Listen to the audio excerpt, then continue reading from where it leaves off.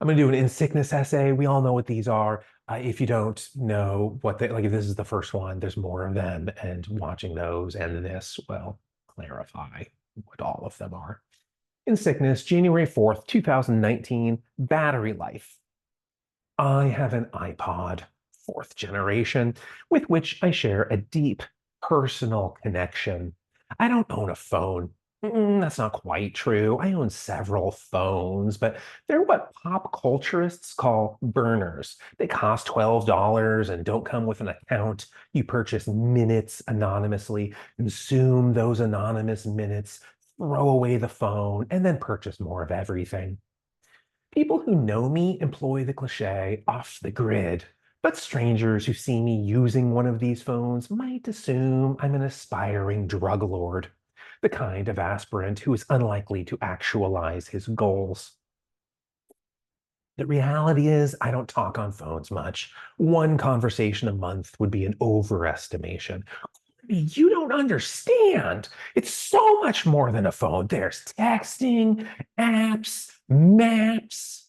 Yeah, I understand that, but I have a GPS that I use whenever I have to make a new and tricky commute. This happens about every other year, and all the other permissions of a phone can be accomplished on an iPod. In this case, a fourth generation model, which means I bought it when 2010 was in its holiday season. In those days, after charging it overnight, I could use it for 90 uninterrupted hours.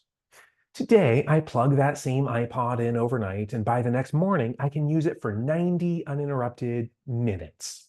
But after the first five, a low battery warning appears on the screen, so I open the settings, dim it to the minimum visible brightness, and stretch the last few percent into 85 more minutes, mimicking the typical time course of an NBA game.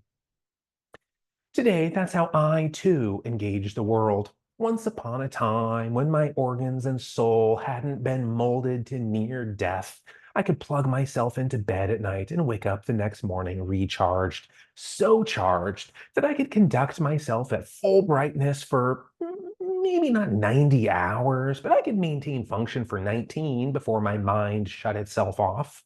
And peak performance, the keenest of attention, might last 14 hours before my internal battery warning insisted that I dim my conduct a bit.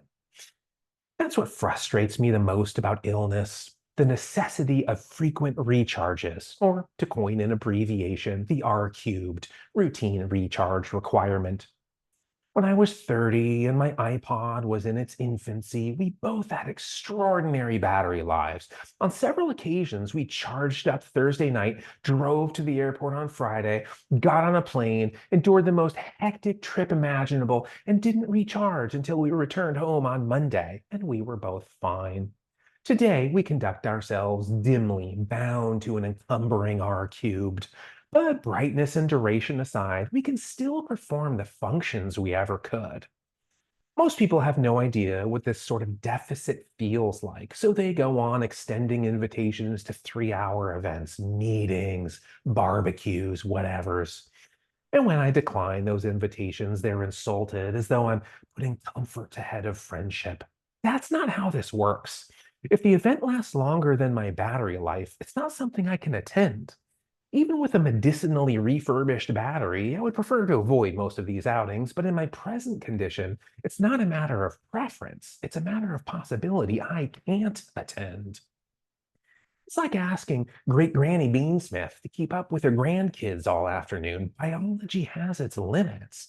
You can't just decide to have a 20-year-old's constitution and behave accordingly. Similarly, people suffering from irritable bowels and overactive bladders can't self medicate with Zen before going on a 6-hour toiletless escapade.